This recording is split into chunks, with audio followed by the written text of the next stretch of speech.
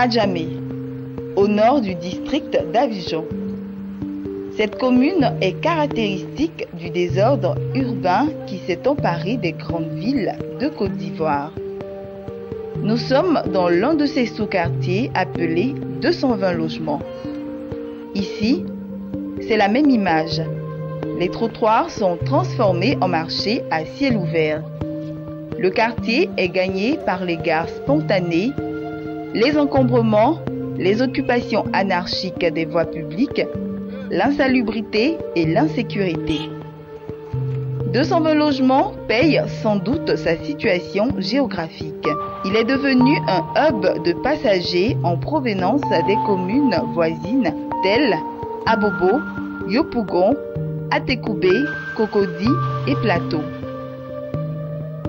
Selon les statistiques issues du recensement général de la population de 2005, la commune d'Adjamé enregistre 2,5 millions d'habitants le jour et 300 000 la nuit. Ce désordre est silencieusement observé par ces tours. Les 5 tours jadis célèbres.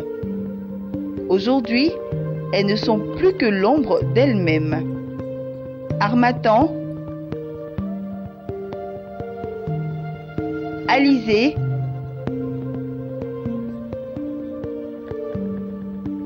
Ouragan,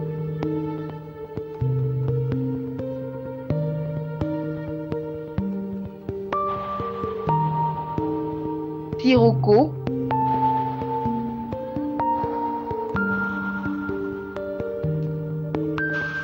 et Tramontane croulent sous le poids des difficultés. Peut-être les noms des vents violents dont ils ont été baptisés y sont pour quelque chose. En tout cas, le constat est là. Les tours du 220 logements, comme tous les immeubles depuis le Grand Bloc jusqu'au cinéma Liberté, enfin, ce qu'il reste du cinéma Liberté, présente un visage hideux. Il y a plus de 20 ans que les façades n'ont pas été repeintes. Le quartier a été phagocyté par les gares et le commerce d'Adjamé. Et pourtant, 220 logements étaient promis à un plus bel avenir. Après l'indépendance de 1960, l'État avait décidé de doter la capitale Abidjan d'habitats modernes pour cadres moyens. La politique de construction de logements économiques est lancée. Avec des ensembles immobiliers à petite échelle réalisés en 1960 par la SUCI, la Société d'urbanisme et de construction de Côte d'Ivoire, remplacée en mars 1962 par la SICOGI, la Société ivoirienne de construction et de gestion immobilière. Avec la SICOGI, cette politique d'autoconstruction de logements va se poursuivre avec la réalisation de tours harmonieusement plantées. Nous sommes à l'ère de l'État-providence où le pouvoir public est à la fois planificateur, régulateur et entrepreneur. C'est dans ce cadre que 220 logements a été bâti. Une cité chic qui faisait la fierté de ses résidents. François Nioléba s'en souvient encore, lui qui montre à l'envi la photo de la très enviée cité 220 logements des années 60 et 70. Une cité qui offrait une qualité de vie exemplaire à ses habitants, tant elle resplendissait par sa propreté, sa coquetterie et le civisme de ses premiers occupants. Je suis arrivé avec mes parents depuis 1961. Et depuis 1961, j'ai vu à peu près le quartier, les différentes constructions qui ont évolué. Dès 1962, le bâtiment qui est derrière moi, bloc Manivelle, une partie était finie quand je suis arrivé au 220. Donc, les maisons basses dont celle où j'habite, aux environs, étaient finies depuis 1961. C'est à partir de 1964 plutôt, alors que j'étais à l'école primaire, le ministre Auguste Denis, elle nous a sortis. Ils sont venus inaugurer la tour Harmattan. Après 1964, les années 60, la tour Tramontane a été construite et par la suite tout le monde s'est parti. Vous allez voir ici avec moi la photo des différentes tours que j'ai eu soin de conserver. Mais avant ça, le grand bloc était déjà construit en 1960, les années 59, et habité par des Européens. Au fur et à mesure, la communauté libanaise est venue s'installer. Les Blancs, ils sont partis.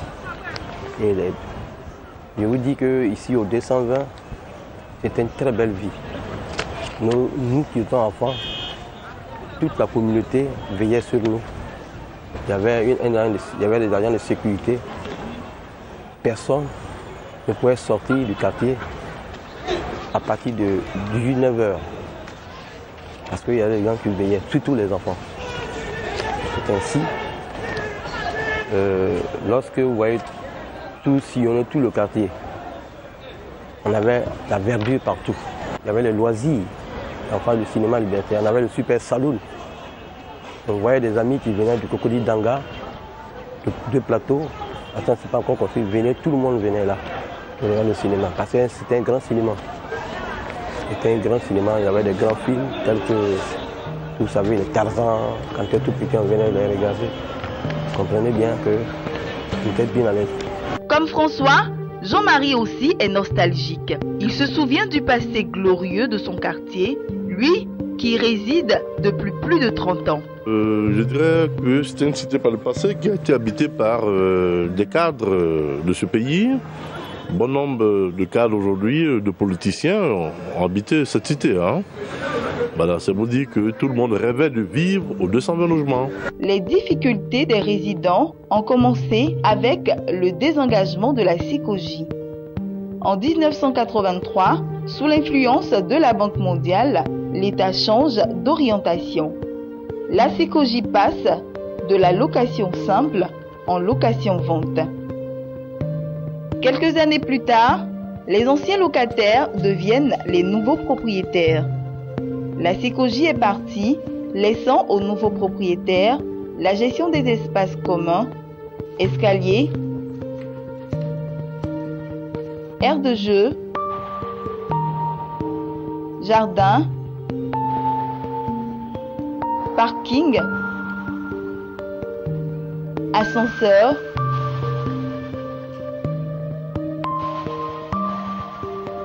stationnement et cours intérieure.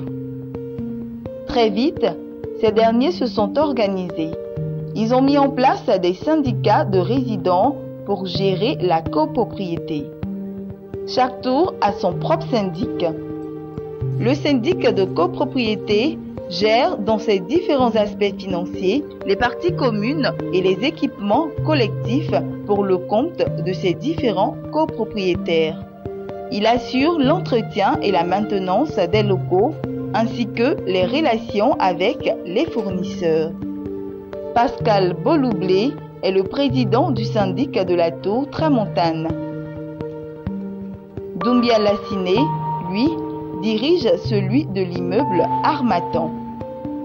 En fait, les deux tours partagent les mêmes problèmes.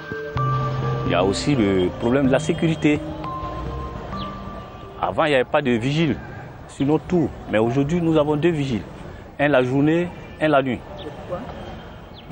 Parce qu'on a des voisins, les enfants, il y en a qui n'ont jamais accédé à l'immeuble par curiosité, qui viennent.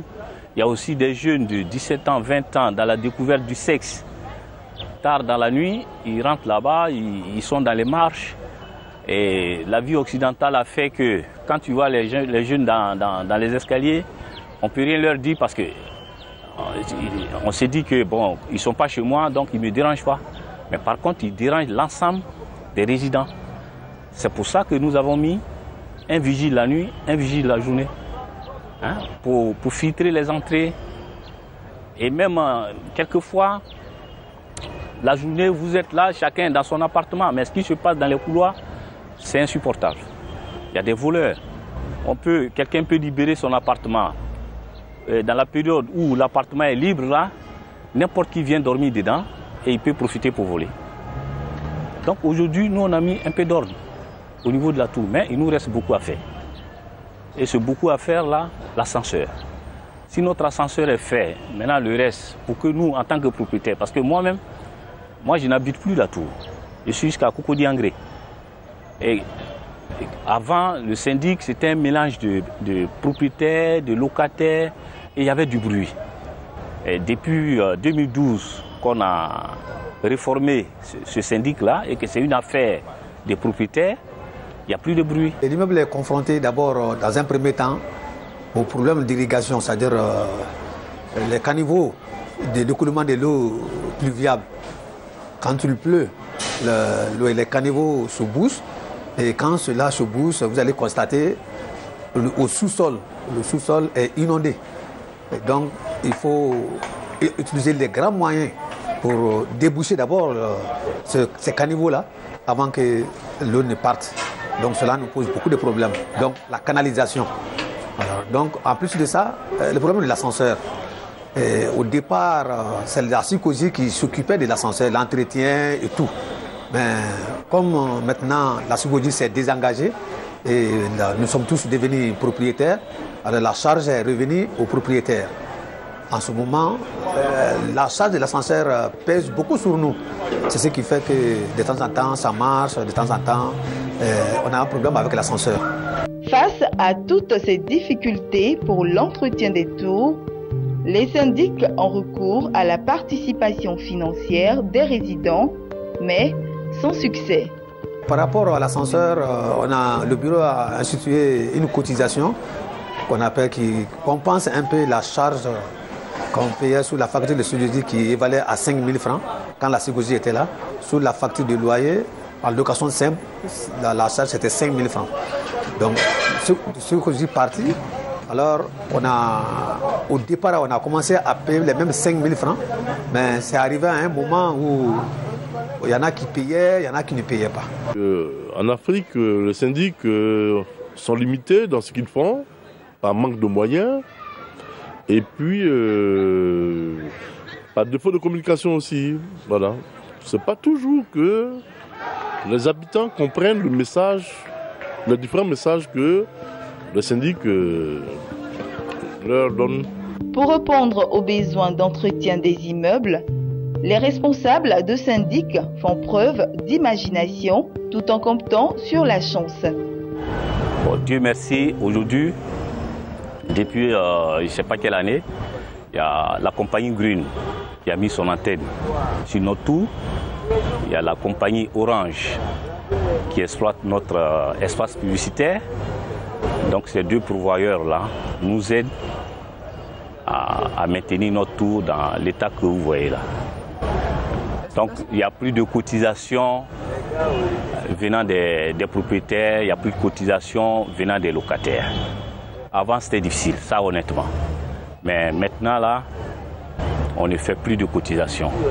Et une fois ces deux compagnies nous donnent quelque chose chaque année, on prend ce fonds pour payer notre personnel, pour assurer la maintenance, pour investir un peu.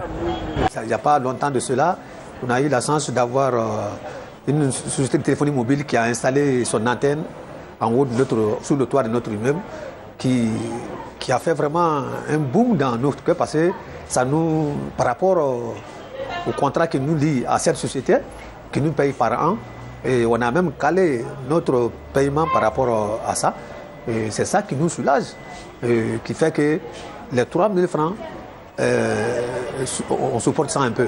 Sinon, avant l'arrivée des causes, 3 000 francs étaient insignifiants. On n'arrivait pas, l'ascenseur n'était pas en marche, parce que 3 000 francs ne peuvent pas supporter les frais de l'ascenseur et puis la consommation de l'ascenseur.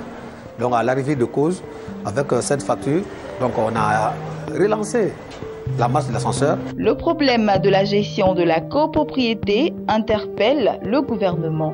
Le ministre de la Construction, de l'Urbanisme et du Logement a pris un décret censé le résoudre. Le ministre Sanogo Mamadou et ses collaborateurs ne manquent pas de présenter les enjeux du décret. comme ici lors de la rencontre avec les étudiants en gestion immobilière. Nous sommes en train de travailler sur la copropriété. Des décrets qui dataient effectivement des années coloniales ont été révisités. Nous avons reçu il y a de cela une dizaine de jours l'ensemble des maires. J'ai été heureux que tous les grands maires d'Abidjan étaient présents, passionnés, et ils nous disent qu'ils ont hâte qu'on déclenche le processus.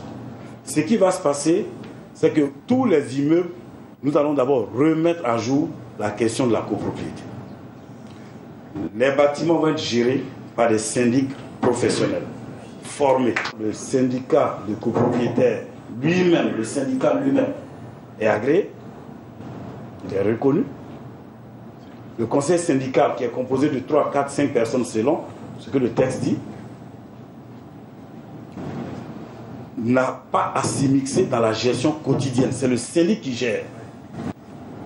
Le conseil syndical ne fait que gérer, je veux dire, regarder la cotisation, coordonner les réunions dans le quartier, proposer les taux de cotisation en fonction des objectifs d'aménagement du cadre de vie. Une fois tout cela est fait, on laisse la gestion quotidienne au syndic, donc qui est animé par un professionnel. Un professionnel. En résumé, on ne fera plus n'importe quoi parce que c'est ma maison. Il y a un policier, il y a un petit maire du quartier qui régente le quartier et c'est auprès de lui qu'il faut prendre certaines autorisations pour occuper les espaces qui sont en commun. Mais il est là pour défendre les intérêts de tout le monde, donc il ne permettra pas à une personne, Pierre ou Paul, d'occuper cet espace qui n'apporte aucun intérêt aux autres. Donc il va plutôt défendre les intérêts de la communauté. Le nouveau décret sur la copropriété comme solution à l'insalubrité et à l'insécurité des cités. Encore faut-il que les syndics en soient informés. Nous avons vu l'appel à la télévision et moi je me suis rendu au ministère de la Construction. Quand j'ai vu le spot, je suis parti et j'ai rencontré le monsieur qui est chargé de ce domaine-là, un maître Kwame, qui nous a reçus et qui nous a expliqué l'objectif de ce décret. Et je te dis, ça m'a fait du boum au cœur. Pourquoi? Parce que j'ai parcouru ce décret. Il y a beaucoup d'articles qui soulagent les syndics, qui va faciliter la gestion des syndics. Parce que dans l'article 24 nouveau, il est dit maintenant que les cotisations ne seront pas payées comme nous courons derrière les gens. Ça sera relevé par une institution financière ou alors la facture de SODECI ou la facture de CIE. C'est une bonne affaire. Voilà, parce que là, ça sera automatique. Il n'y aura plus de problème entre le syndic et les locataires et les propriétaires. Bon, on ne sait pas le contenu du décret. Si on sait le contenu du décret, en ce moment, on peut donner une appréciation. Mais dire comme ça, le décret est bon, mais on ne sait pas ce que ça nous demande. Ou bien dire que le décret n'est pas bon, on ne sait pas ce qu'il y a. Donc c'est à vous de nous dire, de nous donner un peu un aperçu du contenu du décret. Et à ce moment-là, s'il y a des propositions à faire, on vous le fera. Le décret sur la copropriété du ministre de la Construction, de l'Urbanisation et du Logement donne les moyens aux syndics pour mieux gérer les espaces communs des habitats. Des pistes de prélèvement sont explorées. Le problème de fond, quel était-il? C'était la cotisation. Ce qui fait que ça ne marche pas chez nous, c'est qu'il n'y a pas de moyens de coercition. En Europe, vous louez un appartement, c'est d'abord culturel. On est, depuis des siècles et des siècles, on sait que quand on vit en copropriété, forcément il faut contribuer. Nous avons appelé la CIE et la SODECI il y a exactement 10 jours. Les directeurs généraux de ces sociétés étaient donc présents. Le décret prévoit que lorsque le syndicat de copropriétaires va se réunir, le conseil syndical va proposer des moyens de prélèvement automatique. Si la majorité vote pour que le prélèvement dans le quartier se fasse par la facture d'eau, On va donc prévoir en sus du montant de la facture un forfait mensuel ou tous les 2 mois pour que lorsque vous allez payer votre facture d'eau, on retrouve une ligne où c'est écrit contribution pour la copropriété. Et on vous coupe à la source. Si certains saluent ces prévisions de prélèvement sur les résidents, d'autres par contre les dénoncent déjà et restent sceptiques quant à leur bonne utilisation. Au sorti de cette crise que nous avons connue, je dirais que ce serait un peu difficile, parce qu'aujourd'hui l'Ivoirien n'a pas les moyens. Voilà, l'Ivoirien n'a pas de moyens, et puis bon, comment est-ce qu'on appelle ça même, le SMIC, le niveau de vie, bon, ça c'est assez difficile. Donc c'est bienvenu, il faut bien qu'on participe à l'habit de la cité, à l'entretien de la cité, et au maintien même d'une cité propre, belle, où il fait bon vivre. J'ai eu dit déjà, au niveau de la SODCC, il y a une taxe communale qui s'occupe d'abord de l'éclairage. Ça, c'est la chose la plus facile. Une taxe communale qui veut dire que lorsqu'on interpelle la SODCC ou CIE pour l'assainissement, qu'ils courent pour venir déboucher les caniveaux. Ça, c'est la première des choses, parce que nous avons des factures sur lesquelles c'est marqué. Ça, au moins, ça, c'est un droit qu'on peut bénéficier de ça. Le reste, ça dépend maintenant comment s'unir avec les différents syndics pour voir. Mais trop de taxes nues, déjà on paye des taxes communales. Avec ça, on peut faire quelque chose. Au-delà des avis partagés quant aux ressources des syndics, le problème de la copropriété reste d'actualité. Si pour l'heure, la majorité de la population ivoirienne vit en milieu rural, l'urbanisation ne cesse de s'accélérer. Certains analystes estiment qu'en 2030, la majorité des Ivoiriens sera citadine. C'est maintenant qu'il faut penser en profondeur les différents modes de gestion du cadre de vie urbain. C'est pourquoi ce décret du ministre ivoirien sur la copropriété est à saluer. Un bon début. Il a invité à s'inscrire dans un vaste programme de gestion de la ville qui consiste à moderniser les infrastructures et les services urbains afin d'améliorer les conditions de vie des citadins. Un vaste programme qui devra mobiliser plusieurs départements ministériels.